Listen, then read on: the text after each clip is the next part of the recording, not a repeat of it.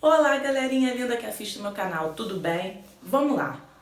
Para a gente começar essa aula de hoje, é importante você ter visto o vídeo anterior, a gente fala sobre trabalho de uma força, ok? Hoje vamos tratar de trabalho, só que em seus casos particulares. Lembra que no último vídeo a gente falou sobre o trabalho de uma força qualquer e o trabalho da força-peso? Hoje a gente vai falar de outras forças, ou seja, hoje a gente vai complementar o nosso vídeo anterior.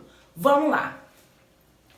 Forças particulares. A gente já estudou forças lá com leis de Newton, onde a gente viu que existe força-peso, força normal, força centrípeta, força de tração, força elástica, ou seja, a gente conhece N forças além da força qualquer, que a gente só empurra ali, tá tranquilo. Então a gente conhece N forças particulares, onde a gente trabalha com algumas fórmulas em algumas delas, ok? Aqui em trabalho a gente vai tratar de algumas forças. Como assim? Como é que é, por exemplo, para eu falar sobre o trabalho da força-peso? A gente sabe que força-peso é o quê? É a força de interação entre o corpo e o planeta que ele está. Isso a gente conversou um pouquinho lá no outro vídeo, ok? E qual é a fórmula do trabalho da força-peso? mgh. Mayara, por que esse mais ou menos? Porque quando eu estou lançando um corpo para cima, está indo contra a gravidade, então é negativo. Quando esse corpo está caindo, ou seja, indo a favor da gravidade, o nosso trabalho é positivo, ok? Então a gente já coloca mais ou menos assim, ó. O trabalho positivo é a favor, o trabalho negativo é contra, beleza? Força-peso a gente falou um pouquinho no vídeo anterior. Vamos falar então do trabalho da força normal. O que é a força normal? É quando o corpo está em uma superfície, ou seja, ele está encostado em algum lugar, ou seja, ele não está pendurado, ele tem contato com a superfície. Na maioria das vezes a gente trata do chão, por exemplo. Se o meu pé está em contato com o chão, o meu pé tem uma força normal, ou seja, a força de interação entre a superfície e o corpo. Então vamos lá, qual é a principal regra da força normal? Fazer 90 graus. O nosso vetorzinho da força normal tem que fazer 90 graus com a superfície que o corpo está. Então eu trouxe 3 exemplos. Aqui a gente tem um bloquinho na horizontal. Como é que seria fazer 90 graus com o chão que ele está? Ó, é a normal para cima, sempre saindo, tá, da superfície, sempre para cima. Então eu coloquei aqui o meu vetor, 90 graus.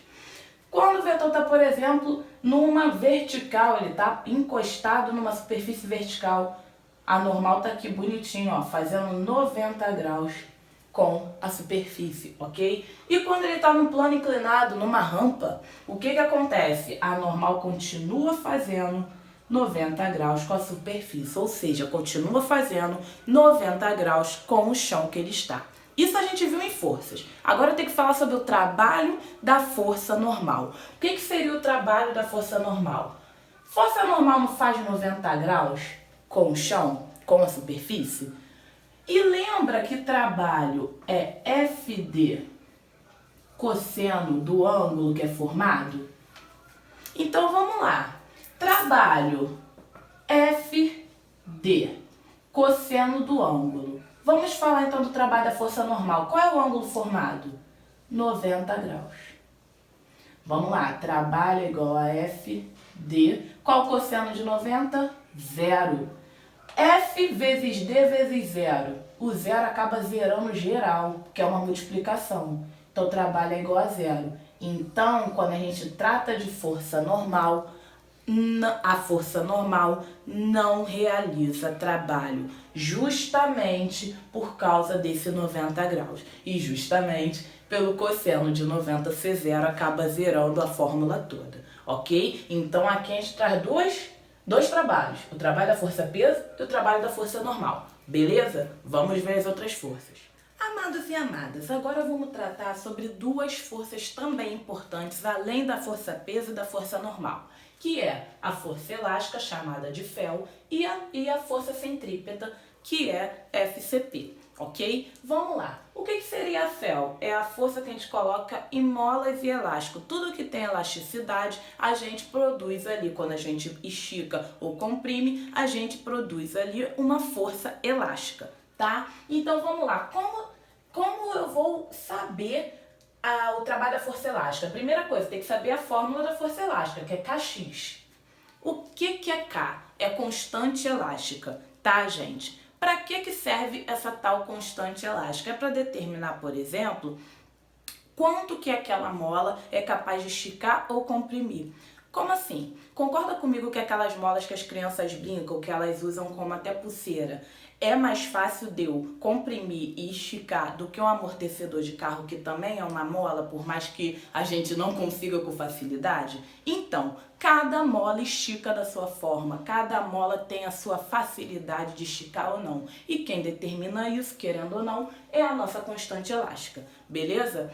Quem é o nosso X? X a gente chama de deformação da mola. Aqui eu coloquei um exemplo que é clássico meu, onde tem 3 situações. A primeira situação é a situação de equilíbrio, ou seja, a gente tem uma mola e na ponta a gente tem um bloquinho. Ninguém está esticando e ninguém está comprimindo, então a gente fala que está em equilíbrio, está no seu estado normal, ok? Aqui a gente tem a situação onde eu estiquei essa mola. E aqui a gente tem a situação onde eu comprimi. Vamos lá entender como que age a força elástica. Vamos lá. Primeira coisa, se eu estiquei, essa mola vai querer voltar ao normal. Então a nossa força elástica vai puxar para cá, ó, para voltar como ele era. Aqui eu comprimi. Então quando eu soltar, meu elástico vai querer voltar, minha mola vai querer voltar para o lugar. Isso aí é só para vocês se localizarem. Agora, quem é X? O K ele te dá no exercício ou você vai descobrir se ele te der as outras informações, obviamente. Mas o K, nesse exemplo aqui, ele não te dá o K no desenho. Ele te dá no exercício mesmo o valor numérico, ok? Então vamos lá. Quem é X? X a gente chama de deformação da mola. Como assim? É de como ela era até como ela ficou. Ou seja, é o quanto que ela percorreu quando eu estiquei ou quando eu comprimi. De como ela é até como ela era. Ou seja, o nosso X é determinado como o quanto que a nossa mola deslocou. Ou seja, do ponto que ela era em equilíbrio até o ponto de onde ela ficou agora, qual foi esse X? Esse X a gente chama de deformação da mola. E o trabalho da força elástica, obviamente, vai mexer com a fórmula de força elástica. O trabalho da força elástica é Kx ao quadrado sobre 2, ok? Então você tem o mais ou menos, por causa que se for esticado, se for comprimido, vai acontecer uma situação, ok? Ou outra, e a gente vai vendo com calma. Já vou explicar esse mais ou menos. Lembrando, quem é o quadrado aqui? É o meu X, tá? Lembrando também que você não vai cortar esse 2 com esse 2 aqui, que é uma pisada na jaca real. Então toma cuidado. Vamos conversar rapidinho quando é que é positivo e quando é que é negativo o trabalho da força elástica. Galera, o trabalho da força elástica, ele é positivo quando essa mola está voltando para a origem dela. Ou seja, quando essa mola está voltando para o estado de equilíbrio, tá bom? E é um trabalho que a gente considera negativo quando a gente está esticando ou quando a gente está comprimindo essa mola, ou seja, a gente está deformando ela. Então, se a gente está deformando ela, a gente está desempenhando um trabalho negativo, ok? Então, vamos de novo. O trabalho é positivo e é considerado motor na força elástica quando ela está voltando para o seu estado inicial, ou seja, quando ela está voltando para o seu estado inicial, o nosso trabalho é positivo. Agora, ele é negativo quando, ó, tô colocando essa força aqui, ó, para esticar, ou tô colocando essa força para comprimir, ou seja, uma força de deformação, tá? Vamos lá. Trabalho da força centrípeta. A gente sabe que a força centrípeta é a força que atua onde? Em curvas, ou seja, quando há uma curva, a gente tem a força centrípeta. E o que significa centri? Centre é centro, ou seja, essa força está puxando para o centro da curva.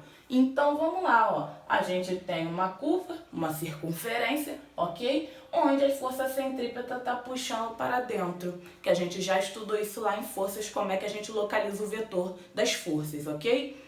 Se está formando 90 graus com a curva, o que isso quer dizer para trabalho? Toda vez que o trabalho forma 90 graus, não realiza trabalho. Pelo mesmo motivo lá da força normal, por causa do 90 graus, porque o cosseno de 90 dá zero e zera toda a nossa fórmula. Então, força normal e força centrípeta não realizam trabalho, ok? Galera, vamos falar rapidinho aqui sobre gráficos de trabalho, tá?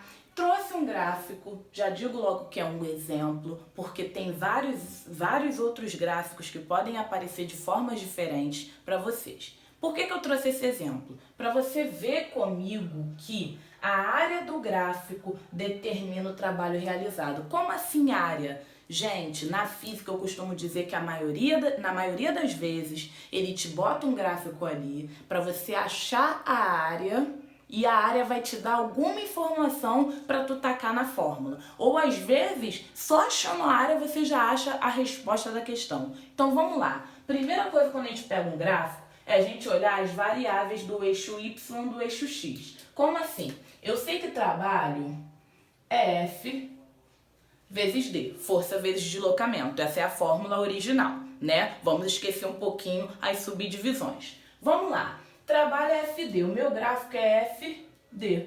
Se for ver, a gente bota FD quando a gente vai determinar o nosso gráfico, ok? Então vamos dar uma olhada. Se a área do gráfico, da imagem do gráfico, determina o trabalho realizado, vamos lá. Que imagem está aqui? Que figura geométrica está aqui para eu realizar a área, ó? Se você for perceber, ó. A gente tem uma figura geométrica aqui, onde a gente tem a base e a altura dessa imagem. Que imagem é essa olhando aqui, ó? A gente está tratando do triângulo. Só que, gente, vamos com calma. Esse triângulo tá aqui bonitinho. Ele tem uma base e ele tem uma altura. Se você for olhar ele deitado, ou se você for olhar assim mesmo, ele tem uma altura e ele tem uma base, ok? Aqui eu coloquei as áreas mais importantes que vocês irão ver nos gráficos na física, na sua maioria das vezes. Trapézio aparece muito, então, gente, não se engane. Quando aparecer um gráfico no exercício, na maioria das vezes você tem que calcular a área quando você está tratando de física, porque a área vai te dar uma informação, tá? Outra coisa que eu tenho a dizer para vocês, não se enganem achando que o gráfico assim tá ok, sempre vai ser assim, good vibes. Não. Você tem exercício que você vai ter, ó, que virar a folha para você observar a figura geométrica, vai ter que virar para um lado, virar para o outro para você ver que imagem é aquela, porque na maioria das vezes o gráfico de trapézio e de triângulo, eles enganam. Tem hora que você de cara já fala, é um triângulo, mas não, não. É um trapézio e você nem percebe. Então é importante você virar, localizar as informações de base maior, base menor, para vocês calcularem certinho, ok? Então cuidado com essa informação. Na maioria das vezes a gente olha pro gráfico, já acha que é um triângulo, mas cara, às vezes não. Principalmente, lá vai eu inventar moda no meu desenho. Principalmente quando ele já começa fora do eixo do zero. Olha só, ó a pegadinha. Quando ele já começa num ponto, ok? Aqui no meu eixo Y da força, já quer dizer, ó, que tu tem, ó, uma basezinha menor, uma base maior e uma altura. Como assim, Mayara? Esse trapézio ele tá virado, ou seja, tem que fazer assim com ele. Ou seja, quando eu tiver com o papel, eu vou ter que, ó, pimba, para você poder identificar a base menor, a base maior e a altura. Então, cuidado. Quando o gráfico começa no eixo zero, você pode dizer que é um triângulo, ok? Mas agora, quando ele já começa daqui de um ponto inicial, cuidado, tá? Que aí ele se torna um trapézio. Vamos lá, galera, vamos tratar de um assunto que anda muito junto com o trabalho, que é potência. Como assim, Mayara? Vou dar um exemplo. Dois carros vão subir a serra, e a serra tem um percurso de 600 metros, vamos dizer assim, 600 metros de serra. Os dois percorreram esses 600 metros, só que um chegou lá onde tinha que chegar em 1 hora. O outro chegou em 2 horas. E aí eu te pergunto, quem realizou o maior trabalho?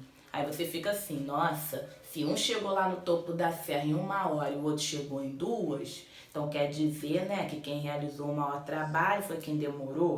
Ou quem realizou o maior trabalho foi quem chegou mais rápido? Olha só, não se engane, trabalho não trata disso. Se eles percorreram 600 metros de serra, não me importa quem chegou antes ou depois, o trabalho é o mesmo, porque o trabalho só quer saber do deslocamento que eles percorreram, ou seja, só quer focar no deslocamento. Se foi 600 metros para um e para outro, não importa o horário, não importa se chegaram, se um chegou mais rápido e o outro chegou mais devagar, não me importa isso. O que me importa foi quanto que eles deslocaram, então o trabalho é o mesmo. Legal, mas o que diferencia um ter chegado 1 hora e o outro ter chegado 2 horas? É a potência. Por quê? É o trabalho realizado relacionando o tempo. Então, houve trabalho, os dois realizaram o mesmo trabalho, mas o que diferenciou aí? Foi o tempo, porque um chegou em 1 hora, o outro chegou em 2, ok? Então, provavelmente, um deve ter a potência maior do que o outro. Então, por isso que ele conseguiu ser, mais rápido. Vou dar outro exemplo. Ah, Mayara, comprei a sanduicheira na Casa e Vídeo de R$19,90. Porém, minha prima comprou na Polishop, uma lá de R$499. Pude perceber que a da minha prima é bem mais rápida. Faz o meu sanduíche, faz meu misto quente assim, ó. Enquanto a minha de R$19,90, tadinha, sofre. Fica lá horas para poder fazer meu misto quente. Por que isso? Provavelmente a potência do aparelho, provavelmente o aparelho da Polishop é aquele aparelho com uma imensa tecnologia, com uma grande potência, então faz mais rápido o seu processo, ou seja, faz seu misto quente mais rápido. Então, gente, e talvez a no R$19,90 lá, a boazinha e tal, que eu tenho, não uso nada Polishop, sou pobre, então, vamos lá. Então, a de R$19,90 talvez tenha uma potência menor. Claro que eu não estou menosprezando a sanduicheira, gente, não pense isso, é só um exemplo mesmo para vocês entenderem, tá? Então, vamos lá.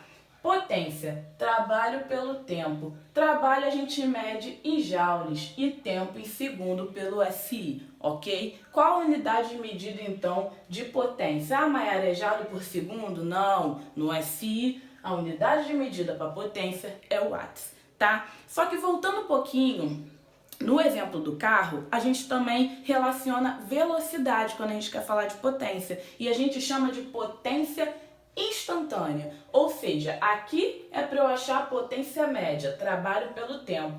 Ah, Mayara, mas se no exercício ele me deu velocidade, então ele quer saber a potência instantânea, ou seja, ele está tratando ali da potência quando a gente está lidando com velocidade. Então, quando a gente está lidando com velocidade, a potência, a fórmula de potência fica assim, ó, F vezes V, ou seja, força vezes velocidade. Lembrando, força, medida em newtons, tá? E velocidade, metros por segundo. Só que, quando a gente está falando de veículos, a gente usa muito quilômetros por hora. A gente sabe que no SI, a unidade de medida para velocidade é metros por segundo. Como eu vou transferir quilômetros por hora para metros por segundo? Divide por 3,6. Tá? Então você pegou uma velocidade 72 km por hora, antes de aplicar na fórmula, divide por 3,6 para você transformar para metros por segundo e aí você consegue colocar na fórmula. Então vamos lá, potência tem duas fórmulas e você tem que ser sagaz em qual você vai utilizar. Se ele te deu trabalho e tempo, tu vai usar essa daqui. Agora, se ele tratou de força e velocidade, tu vai usar a de baixo. Tá? Que também é chamada de potência instantânea. Beleza? Espero que vocês tenham entendido isso aí. Galeras, galeras, então a aula de hoje é essa, tá? Tratamos sobre trabalho com forças particulares e potência. Trabalho e potência, normalmente nos livros didáticos, eles andam juntos, tá bom? Espero que vocês tenham gostado. Se vocês gostarem, deixem o like aí de vocês, que eu me inspiro muito quando eu vejo um like. Eu falo, caraca, eles gostaram, que bom, entendeu? E vão se comunicando aí comigo, pedindo conteúdo, pedindo exercício, que eu gosto de resolver também, tá? Na próxima aula, no nosso próximo vídeo, vamos resolver questões sobre trabalho e potência no geral. Aí a gente vai fazer uma mistureba, vamos falar sobre essas duas aulas que a gente teve, ok? Um beijo e até a próxima!